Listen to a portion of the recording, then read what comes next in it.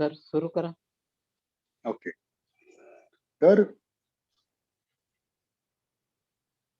तर नैष्क्रम्य पारमिता आणि ते उदाहरण जे आपण पाहिलं दामनी यांचं, तर त्याच्यावरून माणसाला संध्याकाळी जी झोप, संध्याकाळची रात्रीची जी झोप जी आहे, तर ती तुमच्या त्या घराच्या किमतीवरती अवलंबून नसते.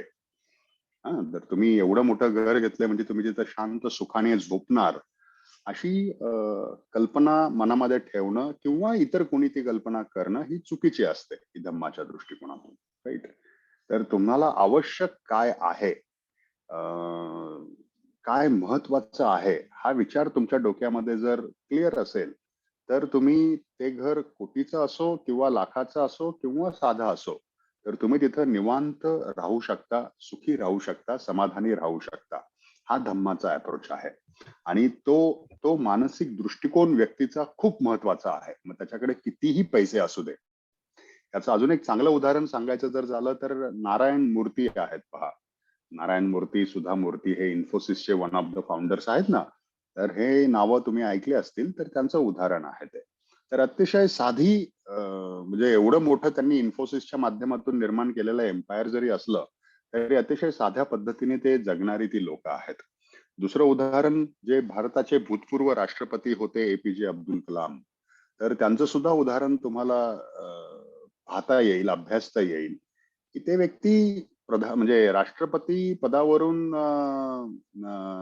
म्हणजे राष्ट्रपती पदावरून त्यांचा कार्यकाल समाप्त झाल्यानंतर सुद्धा तर त्यांचा जो पूर्व जो व्यवसाय जो होता म्हणजे शिक्षकाचा व्यवसाय, शिक्षकाचा पेशा, तर ते जाऊन ते प्रशिक्षण घ्यायचे ते लोक. म्हणजे त्यांनी असं सोडलं नाही की मी आता राष्ट्रपती आहे, मी निवांतपणे मला जी जागा मिळालेली आहे त्या महालात मी राहणार, सगळ्या फॅसिलिटीज वगैरे घेणार. तर अतिशय साधेपणाने ती लोक जगलेली आहेत. परदेशामध्ये सुद्धा अतिशय मोठ्या पदावरती असलेली लोक, बिझनेसमॅन असतील, आर्थिक राजकीय पदावरती असलेले लोक पण अतिशय साधेपणाने ती लोक जगतात. ही उदाहरणं आपल्याला पाहता येतील, अभ्यासता येतील. तर हे का शक्य होतं? कारण त्या लोकांना माहिती असतं की माझे सुख आहे, हे माझं सुख मी कमावलेल्या संपत्तीवरती अवलंबून नसतं, तर माझं सुख हे माझ्या मनाच्या अवस्थेवरती अवलंबून असतं. हा साधा प्रिन्सिपल म्हणजे समजलेली लोक, ही लोक ती असतात. म्हणून बाबासाहेबांनी बुद्ध आणि कार्ल मार्क्स मध्ये त्याच्या शेवटी एक खूप छान वाक्य सांगितलंय. तर ते वाक्य मी तुम्हाला इथं फक्त रिपीट करून सांगतो तुम्हाला. Man must grow materially as well as spiritually, असं बाबासाहेब म्हणतात या चॅप्टरच्या शेवटी. Man must grow materially as well as spiritually, असं ते बाबासाहेबांचं म्हणजे कन्क्लुसिव्ह वाक्य आहे. या पुस्तकाच्या एंडला त्यांनी एक कन्क्लुजन केलेली आहे कि मनुष्य का विकास मटेरियलिस्टिकली भी होना चाहिए और साथ में स्पिरिचुअली भी उसका विकास होना चाहिए.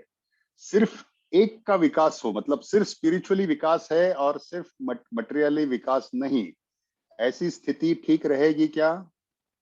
व्यक्ति का सिर्फ स्पिरिचुअली विकास है, मटेरियलिस्टिकली नहीं, या सिर्फ मटेरियलिस्टिकली विकास है, स्पिरिचुअली नहीं, ऐसी स्थिति.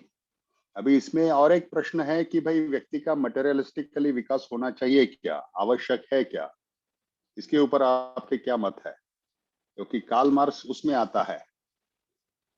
कार्ल मार्क्स के ऊपर अभी हम आए नहीं है, उसका क्या कहना है, ये सब उदाहरण ही हम लोग देख रहे हैं. हाँ जी, आप बताइए धम्म प्रशिक्षक, व्यक्ति का मटेरियलिस्टिक विकास होना जरूरी है क्या, लगता है क्या आपको? हो या. आवश्यक है, सर होना चाहिए. होना चाहिए. बाबा साहब जी ने में कहा था मुक्ति कोण पथे में की भाई भौतिक सुख जर तुम्हाला प्राप्त करायचं असेल तर धर्मांतर करा. भौतिक सुख म्हणजे मटेरियलिस्टिक विकास. आता मटेरियलिस्टिक विकास म्हणजे काय याची संकल्पना तुम्हाला माहित आहे का? कोणाला माहित असेल तर सांगा. मटेरियलिस्टिक विकास, भौतिक विकास किसे कह सकते हैं हम लोग? कि भाई व्यक्ति का भौतिक विकास हुआ है,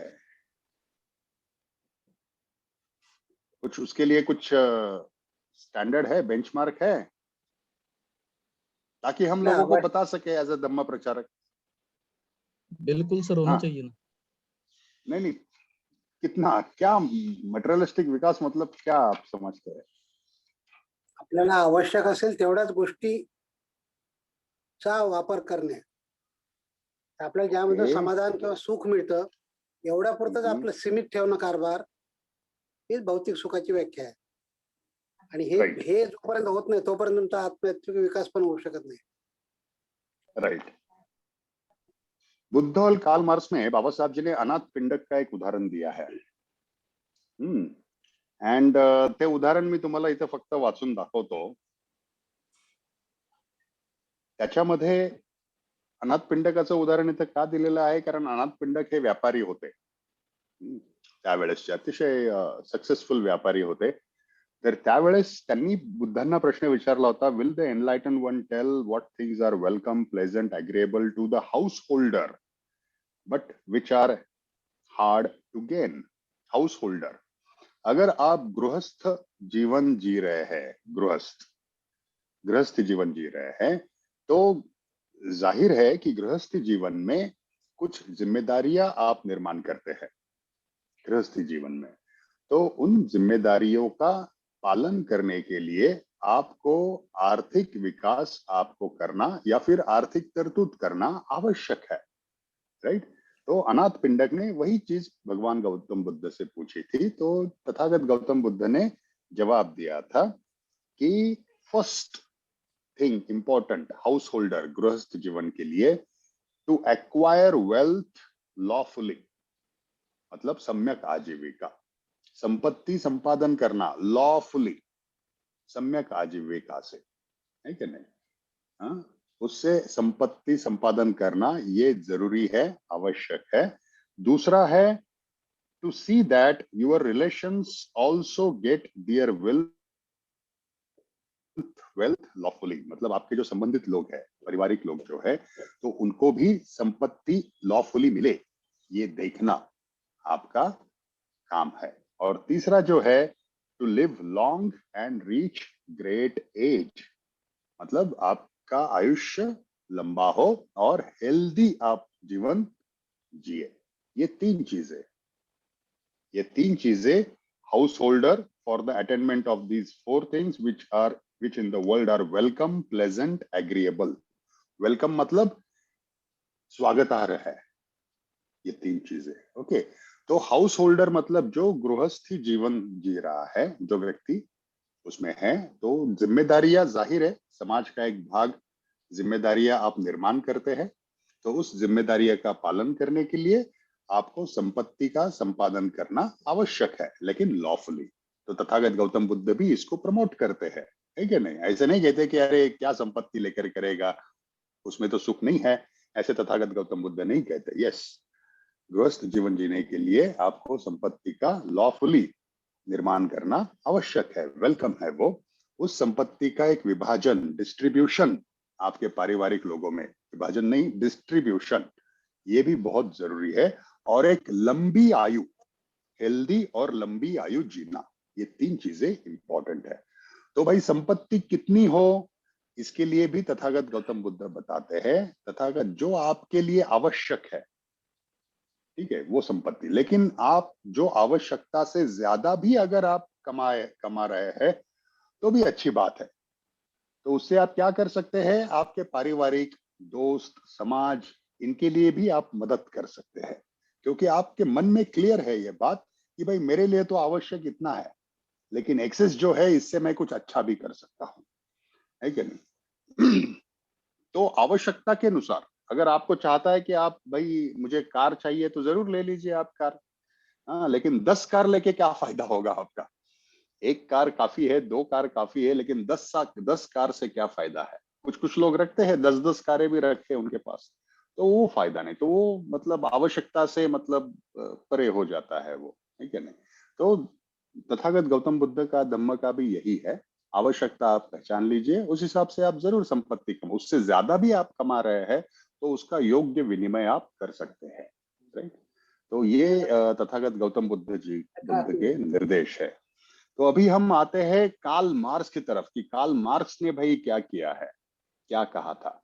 कार्ल मार्क्स ये ऐसे व्यक्ति थे, ही 19th सेंचुरी के व्यक्ति थे वो। तो उन्होंने एक उससे पहले अमेरिका में कॅपिटलिझम मतलब मराठीमध्ये त्याला भांडवलशाही म्हणतात, हिंदी में मुझे पता नहीं, हिंदी में क्या कहते हैं कैपिटलिज्म को? पूंजीवाद सर। पूंजीवाद, ओके। जी। तो कैपिटलिज्म मतलब प्राइवेट ओनरशिप, जो साधन है निर्मित के, तो उनका ओनरशिप प्राइवेट कंपनी, और उनका मुनाफा जो है उस पे अधिकार उस व्यक्ति का होता है, उस मालिक का होता है, और काम करने वाले लोगों को खाली सैलरी मिलती है, लेकिन जितना भी मुनाफा होता है उस पे अधिकार सिर्फ उस व्यक्ति का होता है, उस मालिक का होता है। ये बेसिक आइडिया है भांडवलशाहीची किंवा पूंजीवाद या कैपिटलिज्म की, राइट। और वो जो मार्केट है, वो जो बिजनेसेस है, तो they are govern by the supply and need, उसके ऊपर किसी का इंटरफेरेंस नहीं होता, गवर्नमेंट का भी नहीं होता, गवर्नमेंट सिर्फ डायरेक्शंस देता है, लेकिन it is controlled by the market itself, right. तो उसे कैपिटलिज्म कहते हैं। तो इस कैपिटलिज्म में क्या होता है कि भाई अगर मेरे पास पैसा है, भांडवल है मेरे पास, तो मैं एक बिजनेस अगर शुरू भी अगर किया, काम के लिए मैं मजदूर बुलाता हूँ, उनसे काम करवा लेता हूँ, और उससे जो भी प्रोडक्ट है वो बेचकर जो भी मुनाफा होता है वो मुनाफा मैं खुद रखता हूँ। जो काम करने वाले लोग हैं उनको मैं जितनी चाहे उतनी सैलरी में दे सकता हूँ, कम से कम उनके वर्किंग आवर्स भी कितने भी रख सकता हूँ, ओवर टाइम करवा सकता हूँ उनसे, है कि नहीं। तो इसमें अगर देखा जाए तो ये इंडस्ट्रियल रिवोल्यूशन जब हो रहा था, तब अधिकाधिक इंडस्ट्रीज दुनिया में डेवलप्ड नेशंस में उस वक्त के आ रही थी, इंडस्ट्रियल रिवोल्यूशन इंडस्ट्रीज। तो उसमें ये एक्सप्लॉयटेशन हो रहा था वर्कर्स लोगों का, कि अधिकाधिक लोगों से अधिकाधिक काम करवाए, वर्किंग आवर्स की नियमितता नहीं थी, और बहुत ही मतलब उनकी मीगर सैलरी रहती थी उनकी, महिला भी एक्सप्लॉयटेशन होता था, उनको कम सैलरी दी जाती थी, इक्वल सैलरी नहीं दी जाती थी, उनके रहने के बाकी सिक्योरिटी के कुछ इंतजाम नहीं थे। तो सिर्फ एक में वो मोटिव था उस तरह के अर्थव्यवस्था का, प्रॉफिट, ज्यादा से ज्यादा प्रॉफिट, और वो मालिक वो प्रॉफिट प्राप्त करता था। तो इस बैकड्रॉप पे कार्ल मार्क्स ने अपना सिद्धांत रखा था कि भाई काम तो इतने सारे मजदूर करते हैं, इतने सारे लोग करते हैं, तो ये मुनाफा का डिस्ट्रीब्यूशन इक्वली उन लोगों में क्यों नहीं किया जाता। ऐसा तो नहीं है कि मालिक सिर्फ अकेला काम करता है, काम करने वाले तो बहुत से लोग हैं, बहुत से लोग, झाड़ू वाला भी काम ही करता है, मशीनरी पे काम करने वाले लोग हैं, तो वो भी उतना ही कंट्रीब्यूशन करता है, उतने ही घंटों का कंट्रीब्यूशन करता है, तो मुनाफा इक्वली क्यों नहीं डिस्ट्रीब्यूट किया जाता है कि नहीं। तो ये बेसिक सिद्धांत जिसे कम्युनिज्म कहते हैं, तो वो बेसिक सिद्धांत की रचना कार्ल मार्क्स ने की थी कि प्रॉफिट जो है इक्वली डिस्ट्रीब्यूट होना चाहिए, और इक्वली डिस्ट्रीब्यूट प्रॉफिट होने के लिए वो कंपनी का ओनरशिप जो है वो मजदूरों की यूनियन से होना चाहिए, ओनरशिप एक व्यक्ति का ओनरशिप नहीं होना चाहिए, मजदूरों की यूनियन के माध्यम से वो ओनरशिप होना चाहिए। और स्टेट जो है, स्टेट मतलब गवर्नमेंट ये इंश्योर करे कि भाई ये प्राइवेट ओनरशिप खत्म की जाए, और जो भी है वो ओनरशिप जो है वो मजदूर लोगों की वो ओनरशिप वहां पे होनी चाहिए। ये रही फैक्ट्री की बातें। फार्मिंग के लिए भी वही है कि नहीं, फार्मिंग के लिए भी वही है कि जिसके पास बहुत ज्यादा जमीन है वो सब जमीन में अपने खेत उगा के मतलब सब प्रॉफिट वो अकेला ले, तो ऐसे नहीं, जमीनियों का भी नेशनलाइजेशन हो, और वहां पे काम करने वाले जो मजदूर फार्मर्स है, तो फार्मर्स में इक्वली मतलब वो डिस्ट्रीब्यूट करे। तो इसमें इंटरफेरेंस कौन करेगा? स्टेट करेगा, गवर्नमेंट करेगा।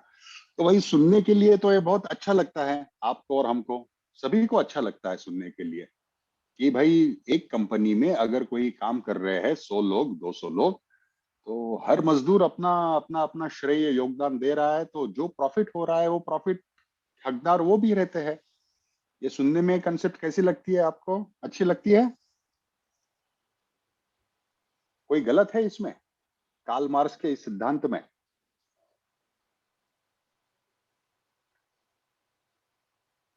कुछ गलत लगता है नहीं क्या? सर बढ़िया है। नहीं सर बढ़िया है, सब बढ़िया मिल है, बांट कर खाएंगे। सब मिल बांट के खाना चाहिए, है कि नहीं? कोई भी सही बात। संपत्ति हो, जैसे पुरुषोत्तम जी ने भी अभी कहा कि संपत्ति का विकेंद्रीकरण होना चाहिए, अरुण दलवी जी ने भी कहा संपत्ति का विकेंद्रीकरण होना चाहिए, इक्वली डिस्ट्रीब्यूट होनी चाहिए, है कि नहीं? ना कि बल्कि उस कंपनी के मजदूरों में, बल्कि देश के जो रिसोर्सेस है, देश की जो संपत्ति है, वो संपत्ति का भी इक्वल डिस्ट्रीब्यूशन होना चाहिए, समता के तत्व के अनुसार। किसी एक वर्ग को, किसी एक क्लास को या किसी एक कम्युनिटी को वो सब रिसोर्सेस का एक्यूमुलेशन नहीं होना चाहिए, वो सब डिस्ट्रीब्यूट होना चाहिए। ये भारतीय संविधान का भी यही तत्व है, कार्ल मार्क्स ने भी यही कहा था। तो आज नहीं तो कल ये मजदूर लोग अपनी सत्ता संपादन करेंगे और सब जो उद्योग व्यवसाय जो है इसके ऊपर अपना ताबा लेकर वो कम्युनिज्म को प्रस्थापित करेंगे। ऐसे कार्ल मार्क्स का सिद्धांत था वो, और वैसा हुआ भी। रशिया में, फ्रांस में ये सब हो गए थे, ये क्रांति हो गई थी, और बाद में चीन में चीन में ये सब क्रांति हो गए। लेकिन ये क्रांति किस तरह से हुई?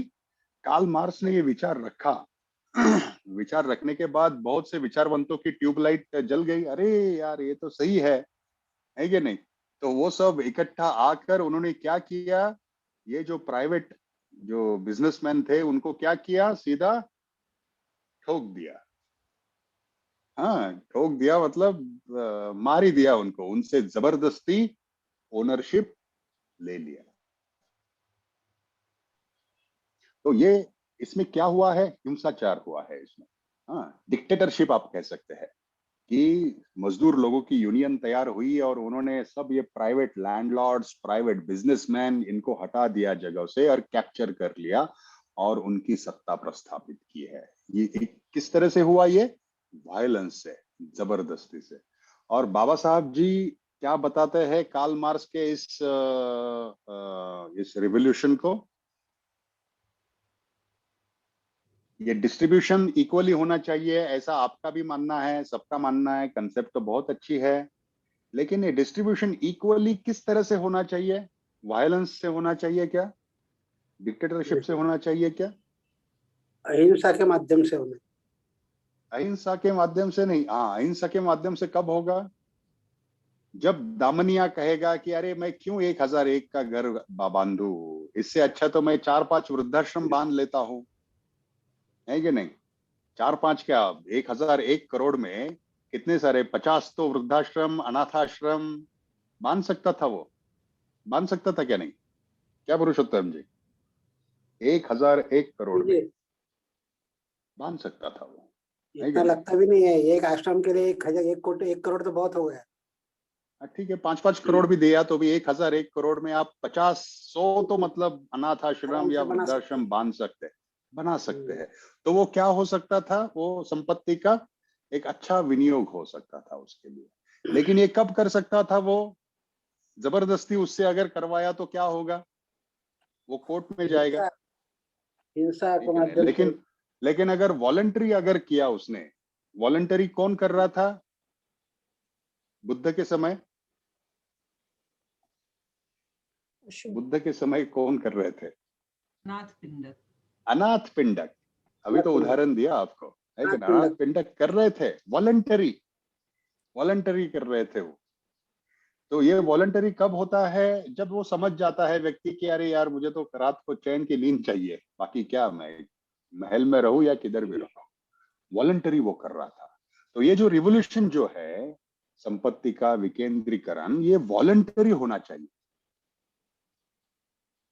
वायलेंस से कम्युनिस्ट जो है, कम्युनिस्ट पार्टी कार्ल मार्क्स ने भी ये नहीं किया कि वायलेंटली भाई करो, लेकिन कुछ लोगों ने उस सिद्धांत को गलत तरह से समझा और वायलेंटली मतलब वो उसका प्रिंसिपल प्रस्थापित करने की कोशिश की थी उन्होंने। ओके, हाँ, वायलेंटली। और बाबा साहब जी क्या बताते हैं कि भाई कार्ल मार्क्स के उद्दिष्ट तो बहुत अच्छे हैं, यही बुद्ध के भी उद्दिष्ट है, लेकिन कार्ल मार्क्स के उद्दिष्ट का जो मीन्स है, उस उद्दिष्ट को अचीव करने के जो मीन्स है, वो मीन्स वायलेंट मीन्स है। और बुद्ध के जो उद्दिष्ट है, जो एक ही उद्दिष्ट है कार्ल मार्क्स ने जो बताया था वो, तो उसको अचीव करने के जो मीन्स है वो वॉलंटरी मीन्स है, by revolution, by transformation of your own mind, ठीक है ना, by transformation of the mind. और ये कब हो सकता है? जब धम्म के तत्व, धम्म के प्रिंसिपल उस लोगों तक पहुंचे, जब वो समझे कि अरे भाई हाँ, ये है सुख का मार्ग, ये है। जब ये रिवोल्यूशंस लोगों के मन में जाएंगे, तब ये वॉलंटरी एक्शन शुरू हो जाएगी। तो ये स्लो प्रोसेस है, लेकिन बाबा साहब जी ने इस तरह से बताया था।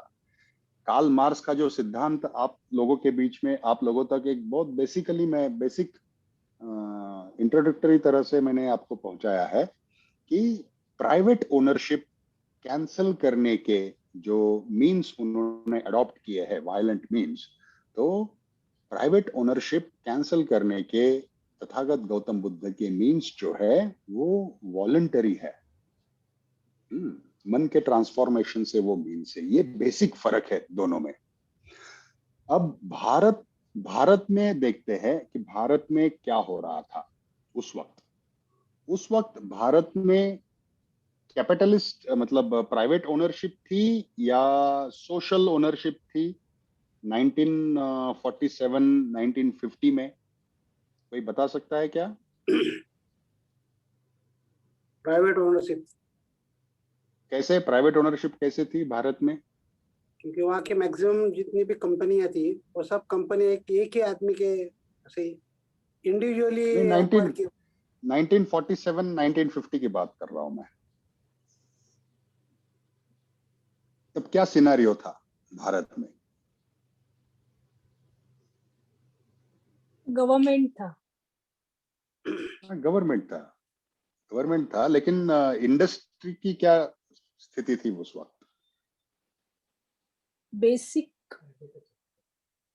इंडस्ट्री भी प्राइवेट ही थी, लेकिन इतनी ज्यादा नहीं थी जितनी की आज है। उस वक्त इंडस्ट्री, ये प्राइवेट प्लेयर्स थे उस वक्त, लेकिन बहुत कम प्लेयर्स थे।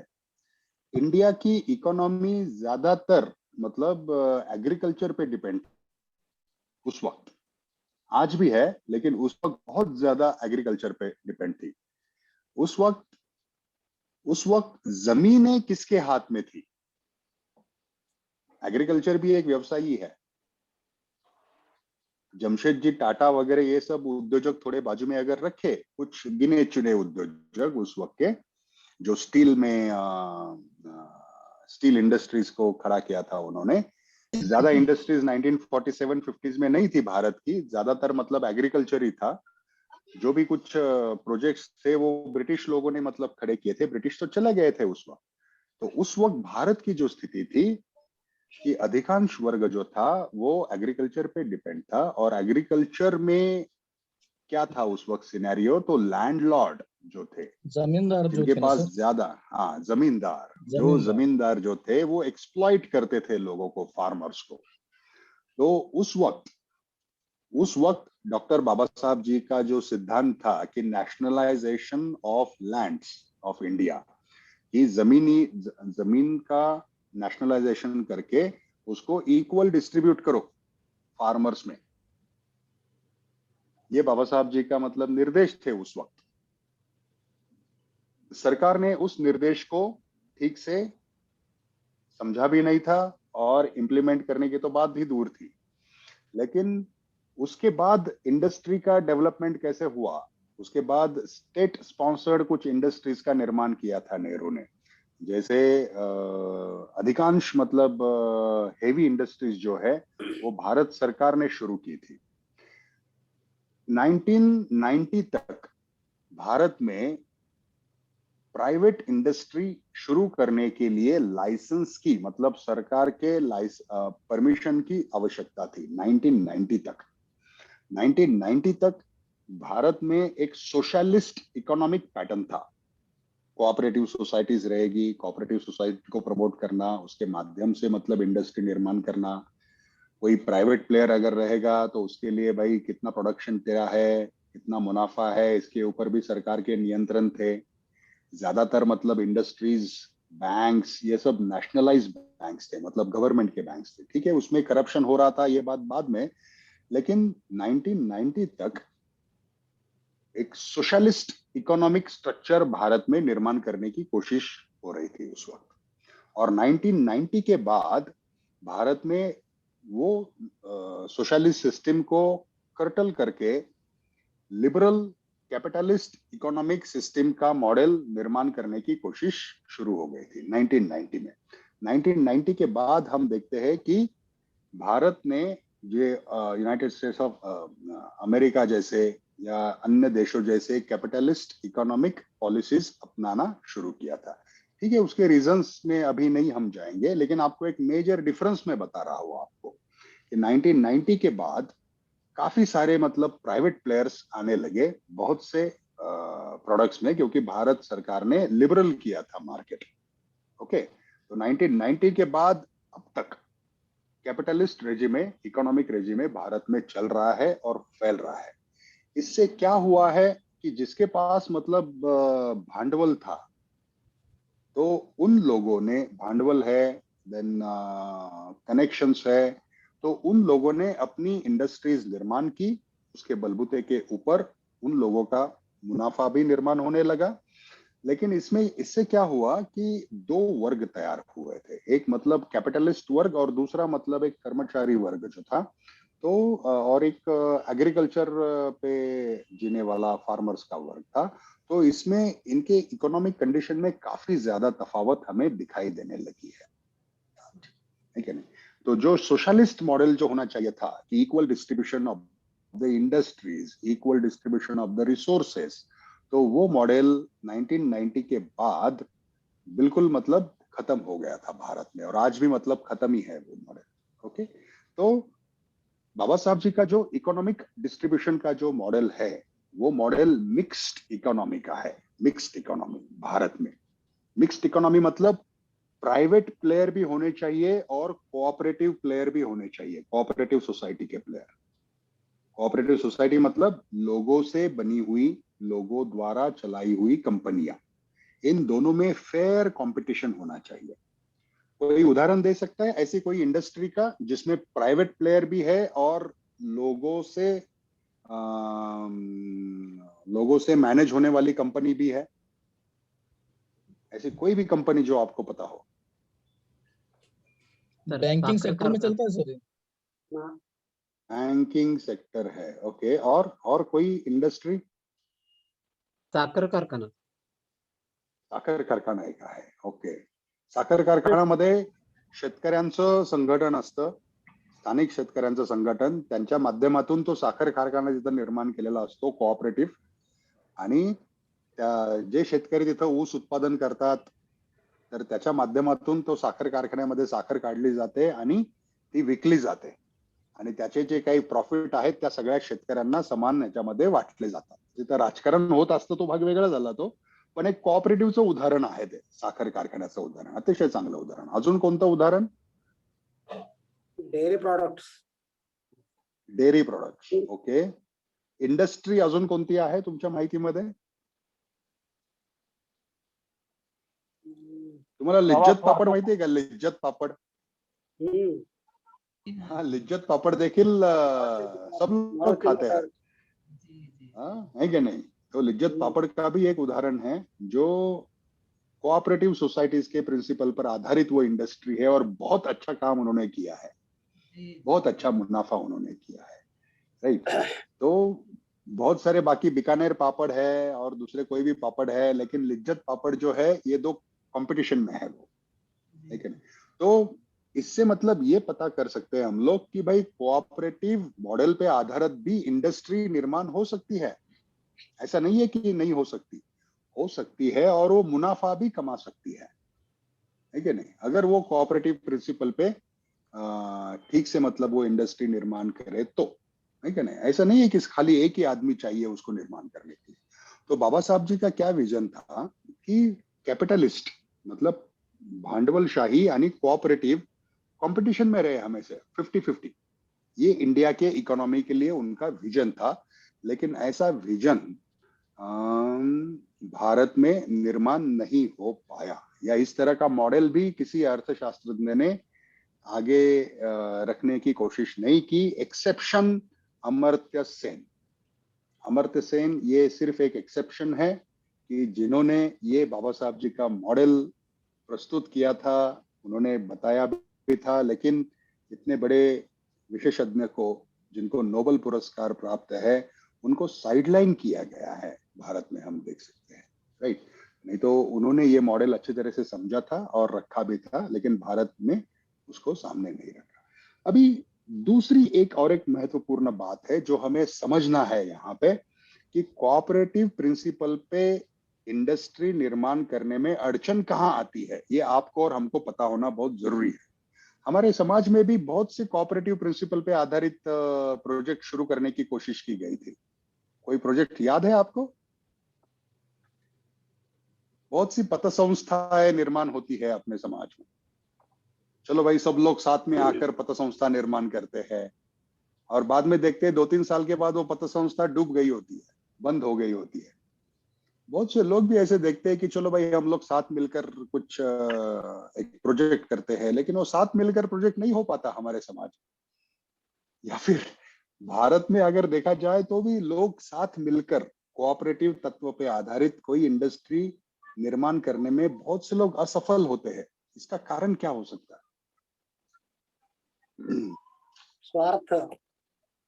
स्वार्थ, ओके। और सामंजस्य नहीं उन लोगों में, हाँ, उन लोगों में सामंजस्य नहीं, सामंजस्य नहीं है, स्वार्थ है, मुझे ज्यादा मिलना चाहिए, बेईमानी कैसे कर देते हैं। मिलेगा, हाँ, है कि नहीं। तो मतलब ये सब चीजें अगर आप देखेंगे, स्वार्थ है, सामंजस्य नहीं है, ये चीजें किससे संबंधित है सुनंदा जी? तृष्णा से। धम्म से संबंधित, धम्म से संबंधित है ना, हम्म, धम्म से संबंधित है। तो कोई भी कोऑपरेटिव सोसाइटी का मॉडल अगर निर्माण करना है तो कौन निर्माण कर सकता है? धार्मिक स्तर पर विकसित हुए लोग निर्माण कर सकते हैं सही मॉडल, है कि नहीं। और ये मॉडल बुद्ध के वक्त संघ ने निर्माण किया था। बुद्ध का जो संघ था, भिक्खु संघ था, वो एक आदर्श मॉडल था, वो कोऑपरेटिव या कम्युनिस्टिक मॉडल कह सकते हैं उसे, ठीक है। भगवान बुद्ध को उनकी माँ ने भी चिवर जो दिया था, दान दिया था, यार मुझे मत दो चिवर, वो संघ को दान दो, मेरे पास तो ऑलरेडी एक है। नहीं नहीं बोला, रख दो, नहीं मुझे नहीं चाहिए, वो जो भी है वो संघ को दे दो, व्यक्ति को नहीं। ये कोऑपरेटिव मॉडल था वो। लेकिन आज अगर वो कोऑपरेटिव मॉडल अगर इम्प्लीमेंट करना है तो धम्म से विकसित हुए लोग ही वो कोऑपरेटिव मॉडल सशक्तता से इम्प्लीमेंट कर सकते हैं, उसका उदाहरण रख सकते हैं। और भारत के अन्य लोगों के सामने उदाहरण कौन रख सकता है, इसका जिम्मेदारी किसकी है? ये बौद्ध समाज की जिम्मेदारी है। लेकिन सबसे पहले बौद्ध समाज ने इस विषय को समझना बहुत जरूरी है कि बुद्ध और कार्ल मार्क्स में जो कंपैरिजन किया है बाबा साहब जी ने, कार्ल मार्क्स भी वही चाहता है जो बुद्ध ने चाहा था और किया भी था, वही कहता है कि यार no private ownership. Then Karl Marx का एक ड्रॉबैक है कि कार्ल मार्क्स ने कहा था कि भाई सोसाइटी में जो झगड़े होते हैं वो पैसों के वजह से ही सब झगड़े होते हैं। ये कार्ल मार्क्स में economic conflict is the basis of social conflict, ऐसे भी कार्ल मार्क्स कहते है। इससे आप सहमत हैं? जी हाँ। Economic conflict is the basis of social conflict. yes. नहीं नहीं, नो नो हाँ, नो, इससे सहमत है आप? नहीं नहीं, कौन कौन कौन नो बोला? नो यस नो, बोला। हाँ अरुण जी, आप maybe नहीं the- बोले। पुरुषोत्तम Yes. जी आप यस बोले हैं। हम्म, कैसे यस?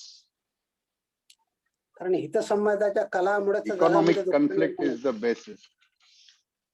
होतं. दारिद्र्य जे आहे ना हेच तर आपल्या दुःखाचं मूळ कारण आहे.